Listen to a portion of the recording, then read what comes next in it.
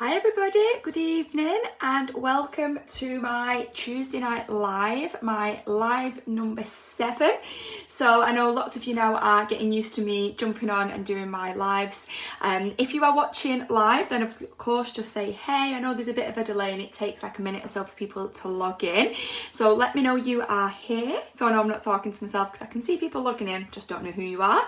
And if you're watching on catch up, just comment catch up below because it's fab to see who has watched back. So for those of you, you may or may not know, every Tuesday I have committed to going live at 8:30. I said I was going to share something different every week, some information, tips about something, give you value, whatever it may be.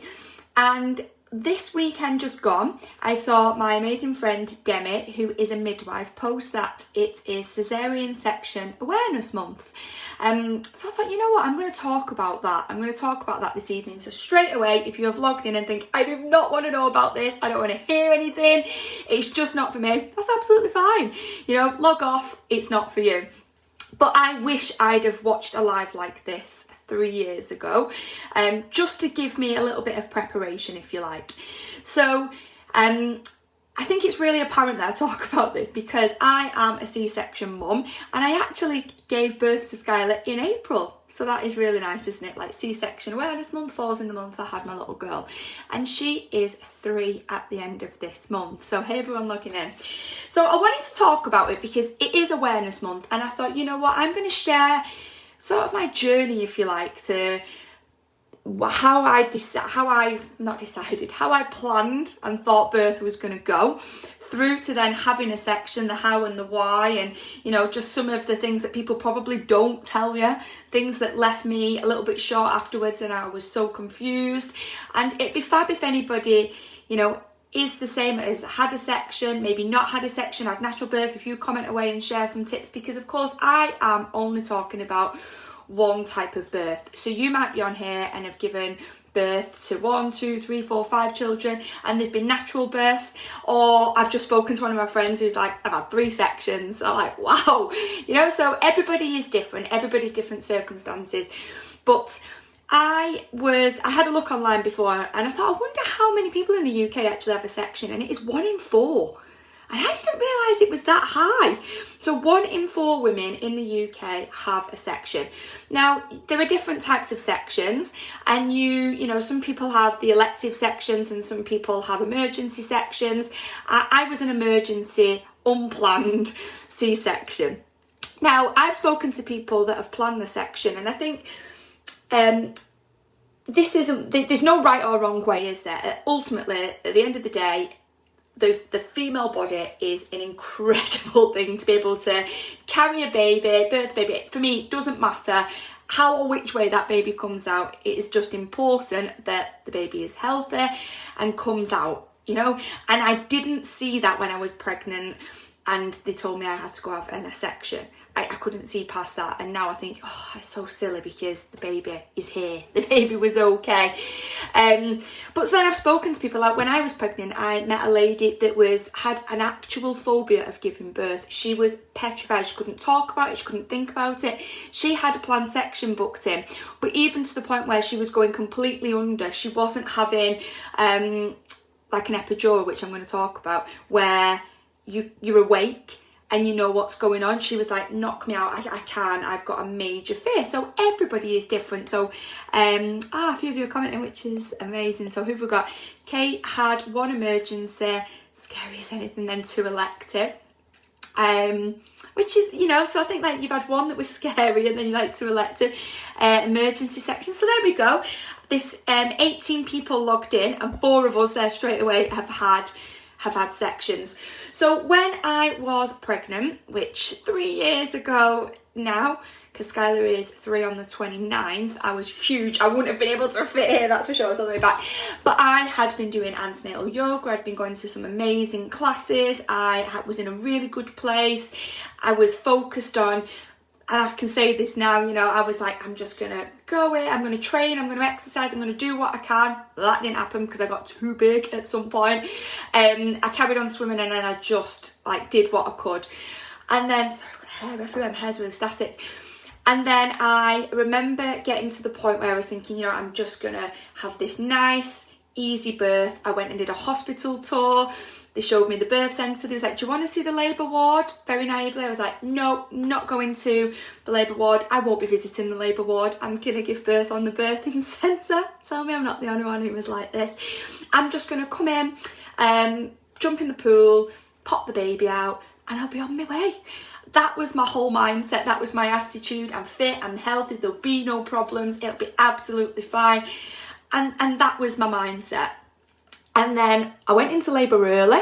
So I had Skylar at 38 weeks. My waters broke. I joked with the midwife at my appointment that week. I had her on a Sunday and I went to my midwife appointment. I think it was like the Tuesday or the Wednesday. It's like hottest day of the year as well. And she booked my next week's appointment. I was like, I will not be here this time next week pregnant. I'm telling you now. And she's like, oh, all new mums say this. I'm like, I'm telling you. I am telling you now. I just knew. Anyway, my waters broke, went in, and I said to Alex, we got ready, we did the usual. We went to the birth centre, they started filling the pool up, everything was going as I'd planned, if you like. Everything, I'm very procedural, I have a diary, I have everything, I like to be organised, it was all going to plan. And then a midwife said, you're very red. I remember saying, red? Of course I am, I'm in labour. Long story short, she wasn't happy with how I looked. I had high blood pressure, I'd had flat line, low blood pressure my whole pregnancy, and then I had super high blood pressure. So they wanted me to go to labour ward. We argued, we compromised, and I sat in triage while she monitored it for an hour whilst I was in pain, and I couldn't have any pain relief while they were monitoring it, and it was all me being very stubborn, I can say that now. And it got to the point where they were like, there's high blood pressure, and then there is you, preeclampsia level, top, like, you've got to go to, forget the birthing pool, forget that. You're too high risk now, you're going to labour. I was mortified, I was so upset, and I don't know if anybody else was, you know, like this. I was just like, oh, no.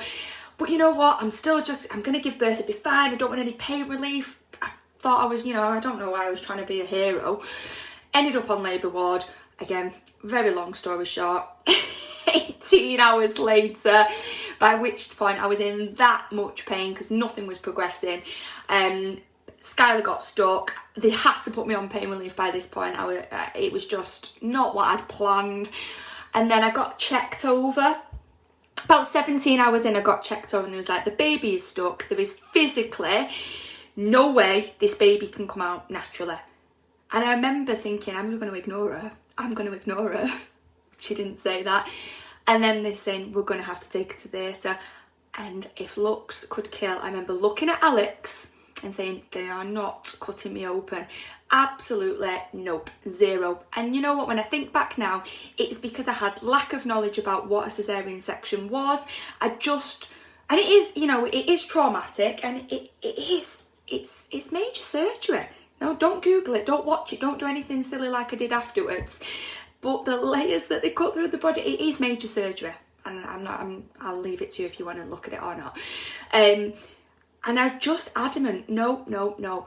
And they said, Emma, you need to sign this paperwork. And if anybody has signed the paperwork for a section, like any operation, there's high risk, isn't there?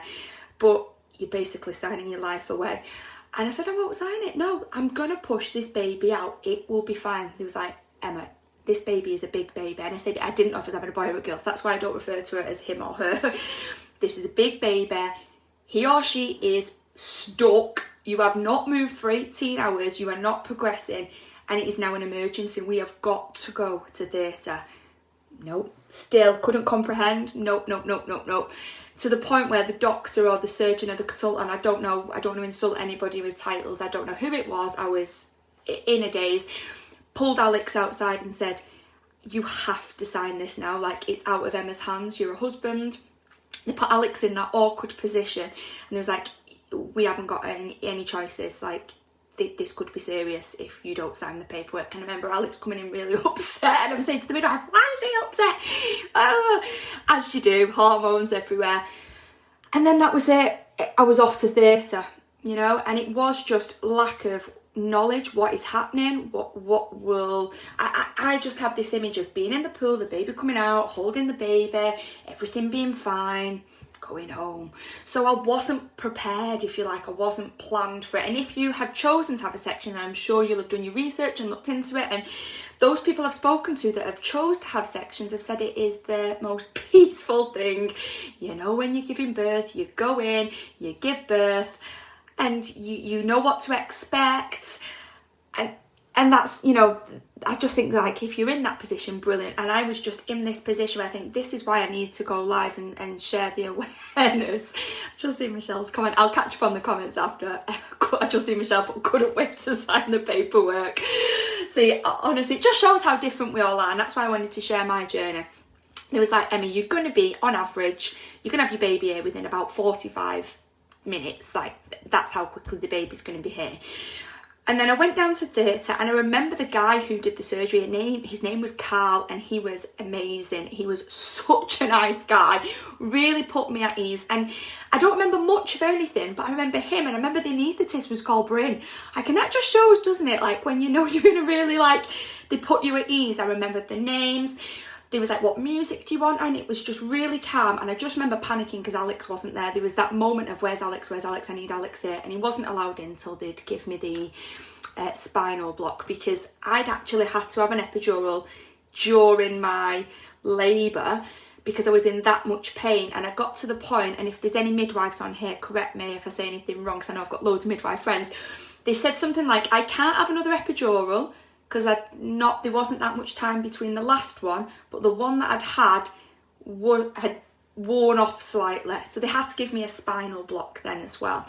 So I was awake for the section and just didn't feel anything. So they had to do that. And if anybody's had a section, you know that they can't let the other half in the room until they've done that, because I remember the guy saying to me, all we end up doing is picking up the partner off the floor when they see the size of the needle. So we do all that bit first, then you come in. Once Alex was there, it was just like an overwhelming feeling of like, I'm all right now. The baby's going to be here. They cover you up. Yeah, I couldn't see anything. And I've spoken to people who've had sections who saw everything. Alex, being Alex, you all know Alex, he was watching it, full on watching. He's not grossed out or anything gruesome to him. And we obviously didn't know what we was having, so it was a really nice experience. Obviously, them showing the baby to Alex first and him saying, it's a girl, and, you know, telling me. But all I remember was just being lay there then. You can't feel a thing, absolutely can't feel a thing. I remember just like being moved side to side, if that makes any sense to anybody. I was just like moving like this, thinking like, what is going on? And then, I know, again, different people, so tell me what happened when you had your baby. I had this plan that the baby was going to come out and I was going to be able to hold the baby straight away and have that skin to skin. And when Skylar came out, she went off straight away to like the separate bit. I could see where they went, but I didn't get to hold her straight away. And I remember being really upset. And I remember one of the midwives saying, come on, Alex, baby needs you. And he walked over and he sorted her out and he, you know, made sure she was okay, did what he did, and then brought her straight back to me as quickly as possible. And then, and only then, that was when it was that relief of, my baby is fine. I've got a girl. I was 101% convinced I was having a boy my whole pregnancy. So it was the shock of that. And, you know, just that instant relief. Like, but I did feel robbed. I felt robbed. I don't mind saying this. You all know how honest I am. I felt robbed that I'd not given birth naturally. I felt robbed at the time. I'd not been a hero and not had pain. You know, I had to have pain relief. Now, you know, I think like, oh God, I'm glad I took that pain relief. Can you imagine? And it didn't really sink in. It was just that overwhelm of feeling of having a baby. But then afterwards, it was the whole, right, now what happens? And I don't know if anybody else has been in this situation after having a section, because again, I had this image that I was just going to have a couple of hours, hospital would be like, yeah, Emma, we're happy, pop on home, you're fine, walk to the car, go home. And it wasn't that, was it? It was a case of, you need to stay in for about, on average, it's about 3 to 4 days, which we had to stay in, separate to my section. Skylar had a heart condition that they picked up when she was born, so we had to stay in for her as well. But they weren't happy with me going home any sooner anyway, having a section. So straight away, you're in a little bit longer. I can't remember being in pain for the first day. I think I was on too much medication and it all wore off, and it is painful. But then it's the whole, you can't drive for 6 weeks. Can't exercise for 12 weeks, which was the biggie for me, and why I thought, again, this live would be really good, because I've spoke about my fitness. I've spoke about how I lost my 5 stone that I put on with Skylar after having a section and not returning too quick. But that mentally for me was really tough, knowing I can't exercise. And I studied anti-postnatal training when I was a PT, and I knew that this used to say 6 to 8 weeks you can't exercise for, or your 6-week check, up to 12 weeks with a section. But until you're in that position of actually having a baby, then I look back now and think, I used to give that advice of 6 to 8 weeks. If I went back now as a PT and was in training postnatal and they had a section, I'd be like, do not come back to me until at least 12 weeks, 100%. It's too soon. But that's because I can experience it. You've got to have your stitches or your staples removed a week later. There's a lot, isn't there? What else? There's a lot going on after having a section. And it made me laugh because they said you shouldn't lift anything heavier than your baby for the first couple of weeks. Let me tell you, nobody passed me a light baby. Skylar was £8.11. So part of me thought, well, I'm all right. My bag doesn't weigh that much. This doesn't weigh this much. But there's all these rules. There's all these, look after yourself. You can't lift yourself up. I couldn't lift myself up very well. I couldn't get in and out the car. I remember Alex driving us home from the hospital. Maybe 4 days later, I was in agony crying in the car on the way home. Just not what you expect, is it really? I had to have them funky stockings on. Did anybody else have to have them on for a couple of days after, so that you didn't get blood clots? They had to keep checking my blood pressure. And I remembered this randomly today when I was thinking back. I remember them telling me only sleep on your left-hand side for a while. And that was like the comfiest position. It's crazy, isn't it? So I wish I'd have known all of this before, even if I was still going to have that mindset of, I'm going to walk into the birth centre, pop in the pool, pop the baby out and go home. I wish that I still knew what a section entailed and what my options were. Luckily for me, I had amazing people at the Royal Oldham Hospital who just made my life so easy. They explained everything. They were really calm. And as much as I say it was an emergency section, at no point did I feel there was an emergency, as in, quick, go, cut rope and do this, do that. Everything was explained. The anaesthetist was really thorough. They made it really light-hearted. They was having a joke. They were really excited because I didn't know what I was having, and they said they'd not done a section for a long time where they didn't know what the baby was going to be. It was a really nice experience, and I just wish I'd have known that before, so I hadn't hype myself up for 18 hours trying to be a hero. So I can see loads of you have commented away. And I just think it is really important that we talk about it, because people feel worried about booking a section. And I've spoken to be I really do want one. I just don't want to give birth naturally, but I worry what people will think or what people will say. I know people want natural birth like I did, and I'm being honest here, and some of you might watch this back and think, oh God, you stupid whatever. What a silly attitude, or and that's me being honest. That's what I genuinely was like. And I actually was well prepared for birth, because when the bestie Lisa had the twins, she let me be a birth partner. So she was like, you can be there when I have the boys. So I actually watched her give birth to Harvey. She gave birth to Harvey naturally. And I was pregnant, what would I have been at the time? Maybe 24, 25 week pregnant. And even the midwives in the hospital, she was at the same hospital I ended up in, you're mad. No first time mum stands at the end of the bed as far pregnant as you and watches somebody give birth. And I'm like, it's just mentally preparing me. I know what's going to happen now. And they were laughing. I'm like, I know what happens now. I'm all right. And I think, again, that's why you can't get any more real life than that. Lisa will laugh when she watches this back. But that massively helped me. So obviously I'm super grateful for Lisa for giving me that experience. But that's all I knew. That's what I just thought was going to happen. And I'm not saying I want to watch a section, because even if I had the opportunity to, I definitely wouldn't have done what Alex did and had his head at the other side of the curtain watching it all. But just being prepared for it, So that's why I thought I'll jump on tonight, and that's what I'm going to talk about and spread the awareness, especially with 1 in 4 in the UK. And I think no birth is easy. Women are just incredible carrying the babies in the first place. And whether you have to have to have a section, whether you choose to have a section, whether you go naturally, whether you try and go naturally, whether, and again, I know Lisa won't mind me sharing this because she shared it lots before, Lisa had to do both with the twins, you know, so Harvey came naturally, and then there was a little complication with Grayson, and she ended up going having a section. So she had both, the poor sod. Honest to God. So can you imagine that? Give birth naturally, and twin one naturally and twin two. So everybody is different, aren't they?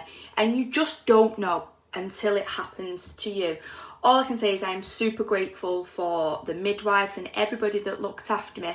I did have some complications afterwards, but nothing to do with the actual section as such. I had trouble with the epidural. It had leaked on my spine, which made me poorly for a couple of weeks, and I couldn't walk, and there was a few complications there. But you know what? You can have an epidural. Well, you do have epidurals for most surgeries, and I think that's like the disclaimer that you sign. It's one of the side effects. The problem I had was 1 in 100,000. I'm like, of course it is. And everything on paper that I'd planned, not a thing went to plan. So if you are pregnant, I wouldn't say don't have a plan. Have a plan, because it definitely keeps you focused, but have that backup plan as well. Or have your plan, but know what else may happen, or may, you know, just understand that, because I was just so laser focused on what I thought. I thought I could dictate what I was doing, and that's crazy now when I think back. So I wanted to spread the awareness, and I am going to catch up on, let me just catch up on some of these, because you've all gone mental, so clearly I'm not the only one that's had a set. I can see loads of you have had sections, which is it's crazy, isn't it, to think how many of us had. Actually had some trauma after the emergency. I felt like I'd done it wrong and failed my first mothering experience. Yeah, Kate, I'm totally with you with that. And now I'm guessing you'll probably look back the same as me and think, what a silly thing to say, or, you know, how, and you do, everything crosses your mind. Could I have done something different? You know, why couldn't I carry Skylar to the, would it have been different if I'd have got to 40 weeks? I would have popped. I was huge, and I knew I was going to go into labour at some point. For my waters to break at 38 weeks, there was no room in the inn, you know, but I was the same. I was like, have I done something wrong? Why am I in this position? Why is the baby stuck? When I saw the size of her, I understood why the baby was stuck. You know, and Michelle, when I said at the beginning, my friends had 3 sections, Michelle is on. I had a written plan. Copies for the midwives did. And you know what, Kate, I had copies, and I went to an amazing lady called Emma when I was pregnant, and I would definitely encourage people who are pregnant to go to an antenatal class and learn about the body and understand your body and understand your rights, because you have got full control when you're in labour, and I didn't know any of this, and that is why I was so passionate about being in full control in that birth centre where you sort of left to your own devices, and that was my plan. And I wouldn't have ever have known that had I have not gone to this lady called Emma, who was doing the classes and teaching us. And that's why I felt like so in control. And she said that. She said, have copies, give them out to the midwives. And even the midwives are really, your baby, your birth, you know, what is your plan? What do you want to do? And they will go with you until they need to intervene when it is an emergency, of course. Sneezy birth that didn't happen to me. You know what? And you know what? It's making me feel a little bit better now, knowing that, you know, it does still make you think 3 years on, like, God, you know, there's so many people that have had tricky births and, you know, not great experiences and blame themselves. I'd recommend an elective section to anyone who's had a section or a traumatic birth. My elective was the best out of the 3. So there we go. So there's some amazing advice from Michelle. And so people ask me as well, if I was to have another baby, do I have to have a section? And personally, for me, no. They will tell you when you have a section, if that would be the case. So one of my friends had a section. She's got a problem with the birth canal where they said she actually can't give birth naturally, but they didn't know that till she was in labour. So she has another, she has to have a section. So she's like, well, I'm all right about that. I know what it is. I know what the recovery is like after. So I will be more prepared. Whereas with me, they said it was just bad luck that Skylar got stuck. She was like ear down. Her head came out a really funny shape.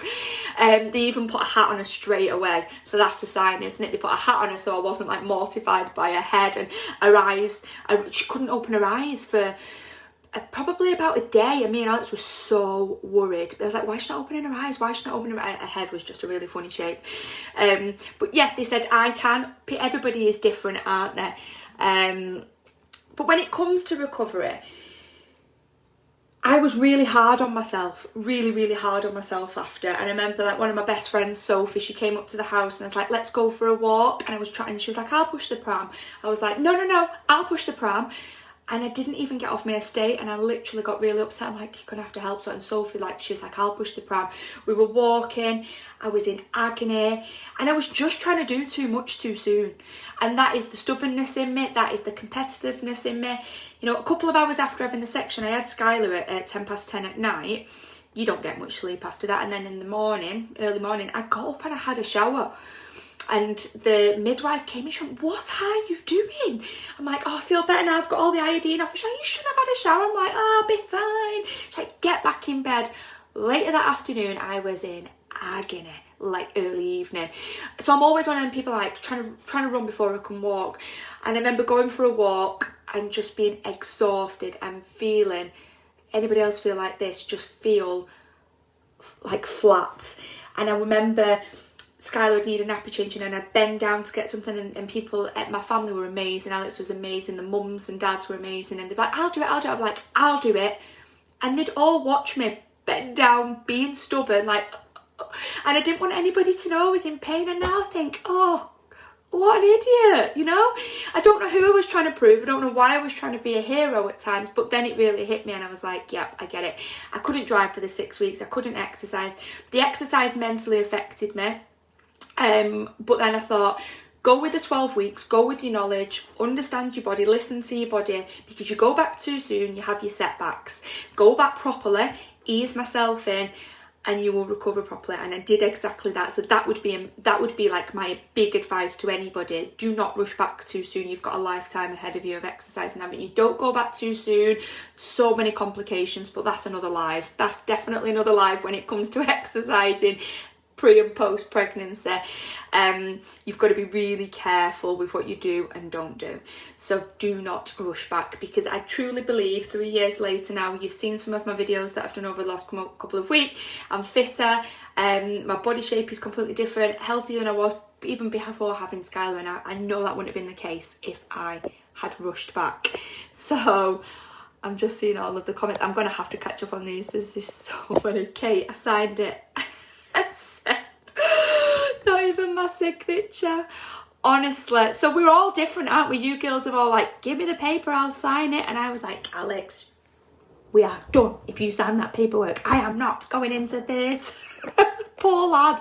Like when I think back and he come out like this, like shaking, I'm like, why is he upset? He had to make a decision, didn't he, eh?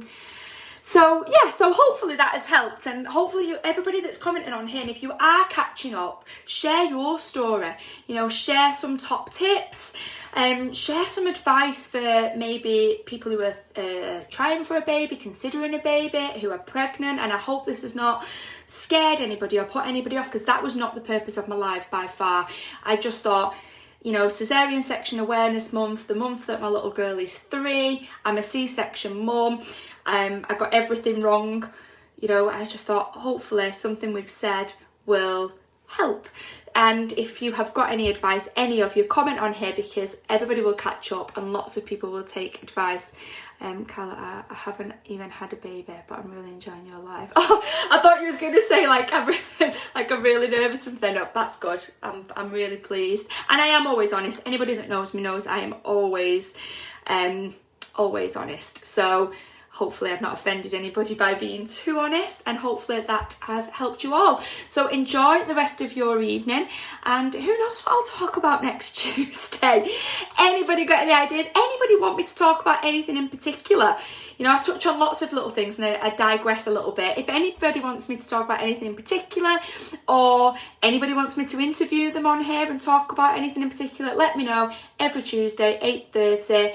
Just trying to share some love, some awareness, and hopefully give you some value. So have a fab week, everybody, and I'll speak to you all next week.